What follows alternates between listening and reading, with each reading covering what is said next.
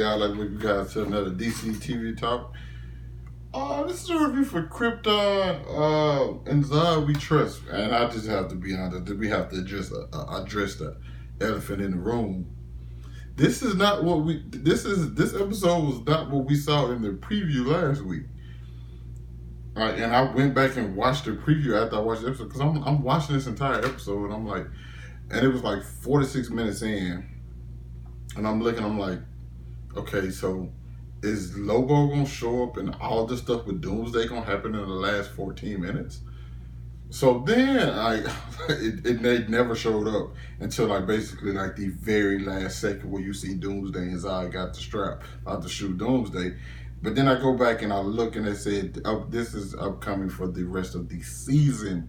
Why would you? I don't. Now listen, I like this episode. I really enjoyed this episode. But I'm just talking about it just in general. Why would you show like a preview for the entire season, which none of the stuff they showed in that 46-second teaser for the what I thought was this episode was in fact so the season showed nothing from this episode. So I was like, why would they do that? Like, what was like, you supposed to get us hyped for this episode? I kind of feel like that was false advertising. People don't like that y'all did that, even though I thought this episode was fire.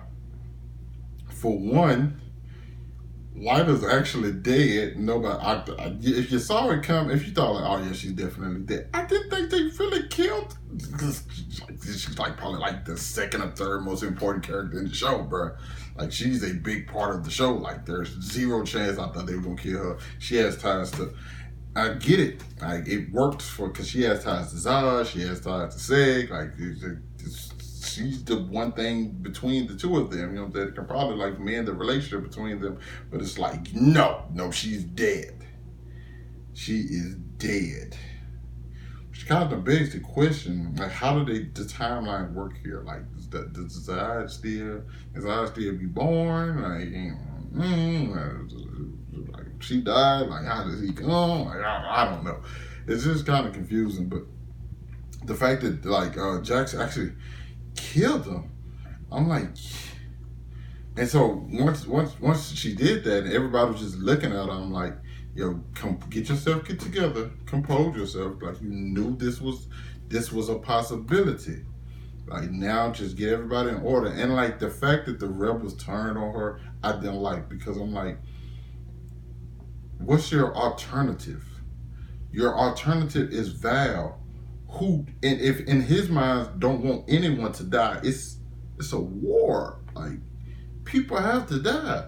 And like so many more people have died other than Lyda. Granted, Lyda's death, well, not even death, her execution was broadcast to the entire Krypton, and that probably wasn't the smartest way to do it, especially when you need the people on your side.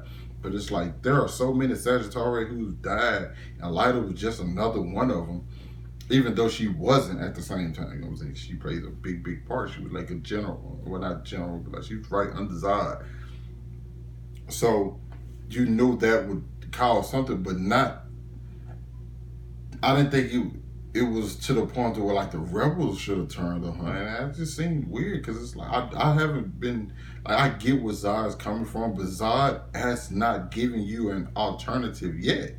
So it's like, why would I get it. You don't want to go this way. Well, give me an alternative. Tell me another way. Because if you don't remember, they was going to slaughter all of us as soon as we gave her up. So it's like, you know what I'm saying? I don't see why everybody just gravitated towards Val. You know what I'm saying? Because he hasn't did anything. Oh my God, my bad. Zod now has the Cortex, and what's his name has Corvex. You know what I'm saying? Which is kind of funny. Zod has this weapon. I think he plans on not killing Doomsday, but like making Doomsday submit. I got to see how strong this got to be a planet buster type weapon he got in his hand that he's holding, because that has to be the only way. Because there's zero chance just a regular weapon takes down one of the strongest, most destructive comic book characters of all time in Doomsday. So I'm interested to see how that is. Seg finally tells someone about Brainiac, and the person he tells is Nissa, which seems like the right person to tell, considering the fact that his mother of his child, he just saved her, she don't know what's going on. And it seems like Dev and Jada are not compromised, but like them and Seg aren't seeing eye to eye right now, you know what I'm saying? So it's interesting to see where to like just think of where things are about to go. For one, Zod wants all-out war and to eliminate the rebellion in general. Kind of feels like Star Wars, man. It really kind of feels like Star Wars now that I think about it. Like, but he's trying to eliminate them. But I think he's going to get Doomsday to do that, because it's one thing to... Because I do think he cares about Krypton in his own crazy way. So I don't think he wants to like sacrifice the Sagittarius. He want to get Doomsday, some kind of way, Doomsday to submit, and then to get Doomsday to work for him, which is like easier said than done. But I think he's gonna get Doomsday to probably take out the rebels. But I don't know what he can give Doomsday in return, because as far as I know, Doomsday is not the person you sit down and have a conversation with. For most times I've seen Doomsday, it's just straight up destruction and him whooping somebody's ass. So it's gonna be, this is very, very interesting. I hate how they played us with the preview.